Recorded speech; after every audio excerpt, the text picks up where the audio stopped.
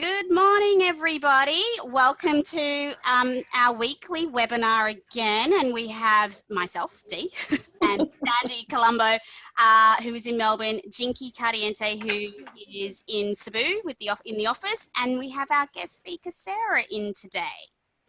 Our special guest speaker, Sarah. Yes.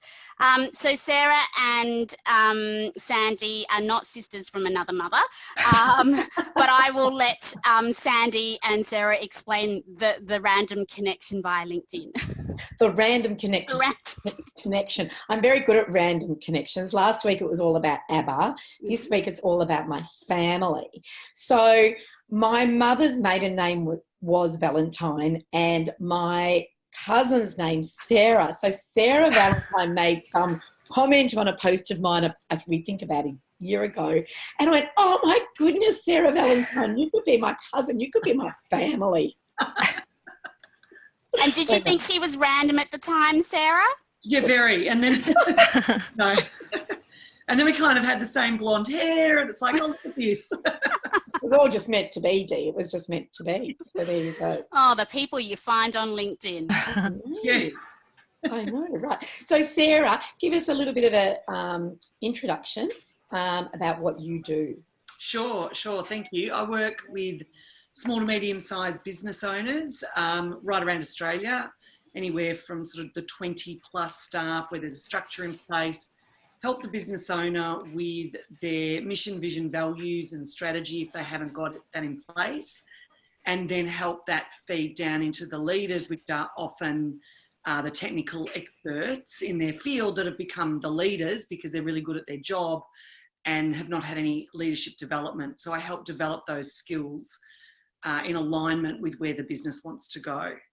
And we were just talking a little bit before. I came out of the travel industry, and that was exactly what happened to me. All of a sudden, I found myself in charge of quite a large team, but I'd never had any leadership training or even how to manage people. So I was actually managing like I'd been managed, and the owner of the business was actually a coach driver, and he'd never managed anyone. So we weren't very good at it, I've got to say. Yeah. I'm happy to admit, right? And we just churned staff. We just went through staff consistently. Really common. Yeah, so that's a really common story, right? Oh, and across industries. I work from, childcare to construction to accounting. Yep. They're all really good at what they do. They're brilliant technical experts in whatever field, and they're elevated to a leadership. And I used an example before, a childcare centre I've worked with, where an early educator is brilliant, quite young, early 20s, is now in charge of 40 plus staff. Plus they grow really dramatically, don't they? Yeah, plus families, all that balance of the children with the families, with the staff, with the training and compliance and all sorts of things. That's a tough gig. It's a big job. It's a really big job. This business has had me in for a long time, so I nurture them through that process and help develop their skills, coach them as well. But many don't have that. And like you said, Sandy, staff are just churned through. And Sarah, Sandy, in the case of where they are churning through, at some point do they realise there needs to be a circuit breaker, and actually it's probably not all the staff's fault, that maybe it is something going on in the business? Oh, I think a lot of businesses realise that they need to do something from the top. I think businesses that tend to sit in the blame of the staff don't get people like me in. Yeah. They don't necessarily want to be told, because I will always start at the top. It always begins with the tone that is set from whether it's a general manager in place or the business owner still in place. They need to be receptive to being told that they need to do some work as well. And whether that's work on their values or whether it's work on their own management leadership style before it's then filtered. In fact, I was just doing 360 reviews with the 3 partners at an accounting firm. They've got about 30 odd staff, and all the staff had done that 360 review on them, and there was some confronting stuff. And they've sent emails to the staff thanking them. Yeah. They've now got me doing more work with them to work on those blind spots. Yeah. And I think that's Fascinating. interesting because I think there's another part that people don't see, and it's only because I lived through it that I do. And that was that what made me change in that business was, and I went externally. So I went out of the travel business that I was in, and I went out and did a whole lot of NLP. I did a whole lot of leadership training. I paid for it all myself because the business owner would not pay for it. Right. But I did that because I ended up with panic attacks and anxiety because I couldn't do what I needed to get done, and I had 2 little kids at home. So the pressure I was putting on myself, so that burnout thing, so that was happening as well. So I think there's so many different sides to this. It's not just as simple as, oh, we want to keep stuff, but what are you doing to those staff? When putting them in an impossible situation to manage staff, and we had been travel, we had very young staff, like 18, 19-year-olds. And then on top of that, right, you haven't given them any tools to help them. So, you've got all of this going on. Oh, absolutely. Absolutely. And I think what when people go into leadership, they don't necessarily, or it's not necessarily always viewed like an apprenticeship. No. No different to, a kid wanting to become a chippy or a young girl after school going to become an accountant at uni. It's the apprenticeship when you first go into leadership. And humans are so complicated. Yes, there are themes, and I do profiling and various things around human behaviour. There are definitely themes, but at the end of the day, you've got to understand that and learn human behaviour in order to be able to lead. Yeah. And CD, sisters from another mother. Yeah. See, same, but no different. The same choir. Because we do the same thing. So we could talk about that all day. Yeah. We will, because I love that subject, and yes. and I think it's such an important thing. But I also think what's really interesting, getting back to our subject on LinkedIn, is the fact that LinkedIn tends to highlight in businesses. It's like a little mirror of all the things that aren't going well in your business, which I think is really interesting. So apart from connecting with a random person like me who says, oh my God, you're my family, Yeah. like, who do you connect with on LinkedIn and why? Yeah, good question. Over the last couple of years, I've worked quite hard on building that area. Firstly, looking at what platform works for me in all the social media realms, and LinkedIn is the one of course, for me. Yeah. Particularly trying to find, general managers or operation managers, sometimes human resource managers in varying industries, because I'm not industry specific. I've done a lot of work in construction, but then I've also done work in accounting and childcare. So what you do, like what I do, can really go across. I mean, I think that's what made us actually have that conversation, because I was out on the mining sites doing the leadership training for Rio Tinto, and like that was really incredible work, right? And yet it was exactly the same as having a whole lot of corporates in a training room as well, really, because people are people, right? The conversations that I've had with the construction workers in Alice Springs have been the same as the accounting firms or compliance-based businesses. Yeah. People just want the same thing. They want to feel valued, they want to feel heard, and they want to be fulfilled at work. They don't want to go home stressed at the end of the day. So LinkedIn's a big part of your sales and marketing strategy. Look, it's really my only. I've built my business for 10 years on referrals. So the last 10 years, up until really 12, 18 months ago, I didn't do a lot of marketing at all. And then in the last 12 months or so, I've decided to ramp that up. And LinkedIn is it. Yeah. And I want to go back to explain, because I know this, but I just want everybody to be clear on it. The difference between LinkedIn, would you agree, is because it's business to business, rather than Facebook, which I always feel for me is inauthentic, because I feel like I'm being friends with people and I'm not really, I don't know. I feel uncomfortable with it. I just feel like I'm sort of, I don't know whether I'm being a friend or whether I'm being a business owner. I completely agree. Okay. And there's a lot of, and not discounting what No, people no, do not at all. If it works for you, go for it, I say. Absolutely. And there's a lot of, coaching style of programs that are generated through Facebook.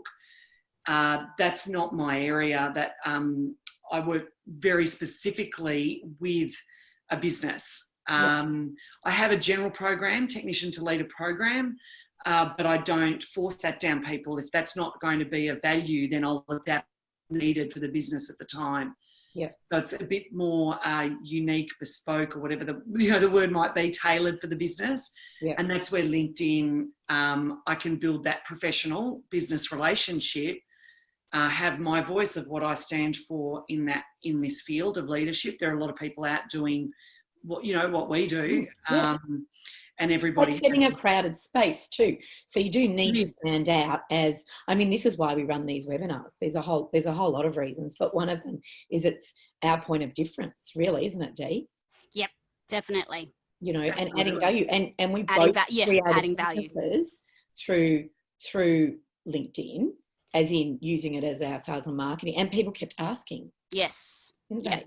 Yeah.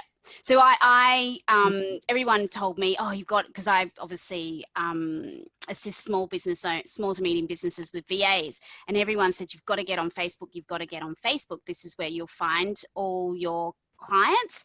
But I was like, Sandy, it just didn't feel right to me. So I again only use LinkedIn, and I look at it because how do I use Facebook? I use Facebook when I'm in my social head. Does that make sense? Yeah, I'm there to catch up with friends, blah, blah, blah, blah. I am not there to do business. If I'm going to be in a learning, in a business, if I'm in that space, I'm on LinkedIn, because LinkedIn has the professional.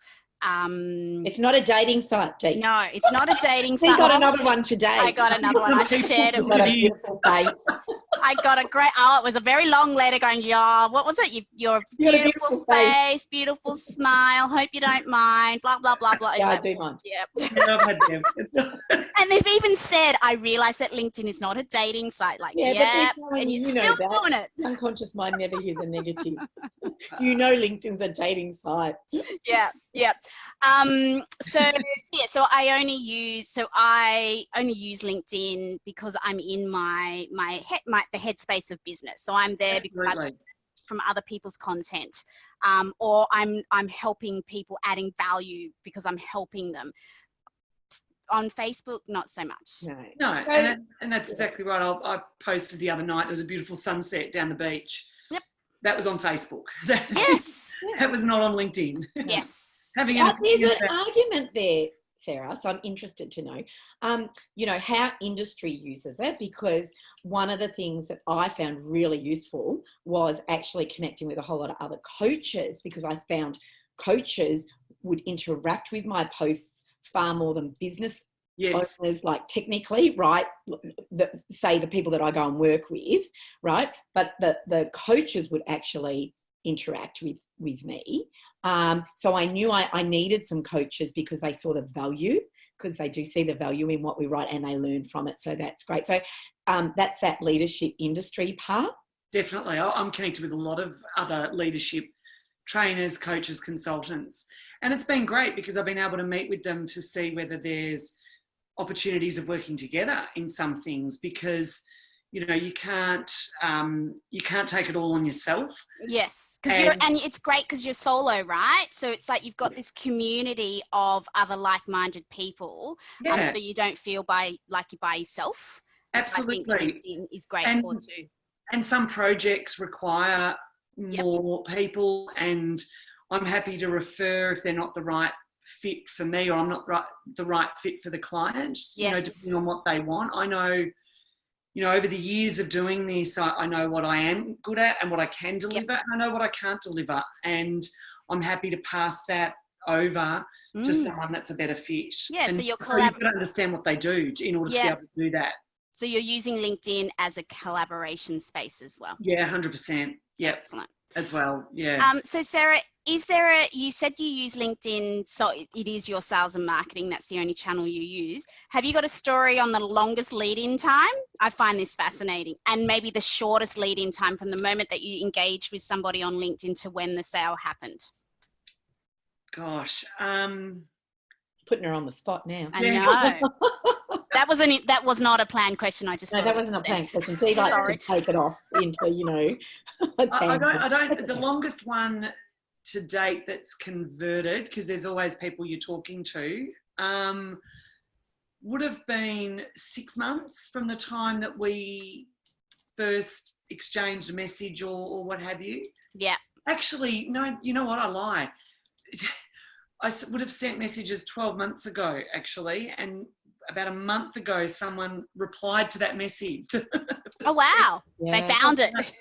Yeah, and he's, you know, I went and met with him, went over his, you know, what's going on for him in his business, and given the Christmas run up, and they're actually in construction, so everybody wants everything done by Christmas.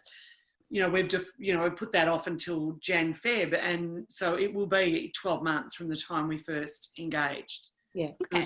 So he's agreed to the contract, but it starts early next year. Yeah. Which Cool. is great, because that's what you want to be doing this time of year. Yeah. So Yeah, that's right. 2020, right? Yep. Absolutely. But you're saying you've put in potentially it was 12 months from when you started connecting and engaging with people to when they come back to you. Oh, yes, definitely. Yeah. Definitely. So it's a long game. There's no, I connected with a person on Monday and on Wednesday we're talking business and they're signing. And That can happen. it can. I mean, can. I mean, I've had 2 in the last probably month. Yes. Where, you know, and they've been international ones, which is interesting. Yep. So, you know, I just think it's interesting. I just think there's no rule. No. And I've had Just got to be out there. That's the rule. You've got to be out there. Got to Okay. be on LinkedIn to even have an opportunity of a quick sale or a long term. And there are some that it's not necessarily a sale, but you get to know them and they know of somebody that's looking, and Yes. you know, so yeah, it can Well, be. they invite you on their webinar, Sarah. Yeah, that's right. After they stalk you. So you don't know where it goes, and it's just, you know, being there, being present in that space. It's like if you're going to go to networking events, you've got to turn up. You've got to be there in the room. Yeah, and when you turn up, you don't stand in the corner with your girlfriend and have a drink and not talk to anyone. Exactly. And people who network that way. And sometimes that would be the comfortable thing to do. It would. Totally. Yes. So when almost running out of time, just want to ask you one thing. Our last question is, what is your one tip if you if there were people out there like you, like consultants, predominantly, I'm going to say female, because there seems to be a lot more female consultants that come into our world. What is the one tip that using LinkedIn that you could give them that you think would be the most, if you're only going to do one thing, what is the one thing they should be doing or need to be doing? I think the one thing that's coming to my mind is have an opinion. Just know what you stand for. And I don't think, not being disrespectful or rude at all, but certainly not being afraid to have an opinion. And I've started doing that more in the last few months, is writing articles that are more about, you know, where I come from and what I stand for when it comes to leadership and what I'm passionate about. And I think that people either resonate with it or they don't, and you want to work with the people that resonate. Yeah, I'm getting a few that don't, but that's okay, because then I turn that into a post that, you know, explains that. Do you know what I mean? Like I just because it's really funny. People can't be everything to everyone. So no. I love that tip, Sarah. So have an opinion. Yeah, don't be too scared to sort of sit on the fence and be vanilla. Exactly, and be vanilla. Nice. But I think it's important to say, Sarah, really important. Be respectful, and just because somebody lashes out at you, not to lash out at them. Yep. You know? Absolutely. So, you know, all those sorts of things. You know? Hey, I've got a question from one of our participants. One of them would like to be connecting more with the medical profession because that's where her experiences has been in the past. What are your tips on how best to connect with people in the medical profession, or particularly an industry, maybe? Yeah. Especially if you've come from that industry. I would probably, one thing I've done is looked at companies on LinkedIn, and then you can see who works there. Yep. So I've sneakily been, or not sneakily, it's quite open, looking at the big childcare industries as one area, because I think there's great need for a lot of those leaders to learn. And then you've already got, you say with childcare, you've already done the work, you've got the workshop, yes. You've got it all set. So make it, I mean, this is me with my sales and marketing hat on, but you've already there, you know what I mean? So it's not like you have to reinvent the wheel either. Mm-hmm. Absolutely. And it's just knowing, looking at the businesses, looking at who is following certain pages of content, whether it's, I mean, for me, I follow things like the Harvard Business Review or leadership style, I don't know what you call pages. Yeah. I don't know the technical term, but Yeah, definitely looking at different companies, because you can then see who works there. Yeah. Okay. And I think also it's important to connect with a message, not just randomly connect. No. Actually, So, and what's the best message that, Sarah, what's the best message? So for this person who is thinking, all right, I'm going to find out who the people are in a particular medical company that I want to connect with, what's the best message that you've used that they may find works for them? I generally be a little bit more personal. So I'm expanding my network in this particular industry, maybe because I've had a background in that industry or that type of thing. And perhaps we could, future collaborations. I mean, you're quite black and white. You're there for business. So I don't think you don't need to be afraid to say, I'm looking. I like your smile. Don't do that. I say something, can we connect in case of future opportunities? Yeah, something like that. Yeah. Collaboration, future opportunities. Yep. Yes. Yeah. Okay. So for this person on the webinar, they're targeting the medical profession, find her perfect person that she needs to connect to within that company, so to speak, then personalize a message and go, dear Jan, blah, blah, blah, blah, blah, can we connect for future opportunities or for collaboration or whatever? Yes. Yeah, okay. I think so. Yeah. Yep. And then what about adding value for that person? So she's trying to target the medical profession. She has a background experience from it. Should she then be writing posts or articles that she thinks these people would find useful? Oh, definitely. Okay. Because I think that's a key point, Dee, and then we need to wrap it up. But I think that's a really key point, that if you're not writing stuff, if you're not interacting, right, on LinkedIn, and you're just connecting with people won't connect with you so easily. That's right. And we've had that experience with a couple of clients. Yeah. Right? So what they're connected, but they're not actually posting or discussing that industry. It's a mismatch. And so people go, oh, why would I connect with her? Yeah. So they'll receive your connection request. They'll go, okay, who is Sarah Valentine or Dee Mills? They'll click on it and you haven't posted anything. And so they're like, why should I connect? Or anything even about their industry. Yeah. So really to have an article up, because the way LinkedIn is, when you look at someone's profile, there's the last article they wrote. And if that article speaks to them, then they'll be like, oh, this person knows a bit about my industry, or oh, she's got something that I need to know. I will connect to her because maybe there'll be more stuff coming out from her in future. Yes. Yeah. Okay. Cool. Excellent. I hope that answered your question. Thank you, Sarah, so much. And Dee's just going to do a quick last slide. Yes. Our program. Cool. So thank you very much, Sarah, especially sharing your experiences. So this webinar is actually going to go into our online program that we have now for everybody who does want to learn how to use LinkedIn for business. And as Sarah said, she just uses LinkedIn is her only main sales and marketing activity, the same as myself and Sandy. So we do have an online program. We'll be sending out details soon on how you can come into the program. It's great value for money. Do it yourself in your own time. That you don't have to check in every week. It's as if you want to go fast, you can. If you want to go slow, you can go slow. So I think December, January is a good time for consultants, for example, to brush up on their skills, use the online program and teach yourself LinkedIn. Yep. Set up your 2020. So yep. Brilliant. December, January just doesn't exist in Australian business. No, that's what I mean. So you might as well do something worthwhile. Yeah. 90 days comes and goes, right, Sarah? Definitely. Lovely. Thank you, everybody, for coming today. Yep, we will See you next week. Is there one next week? Yep. Sorry, I'm like, what day there's is it? another two. It's not December yet. And then we have a break until the 15th of January. Okay, so we've got 2 more webinars. Yeah. Brilliant. Excellent. We'll see you next week. Thank you very much, everyone. See you later. Bye. Bye.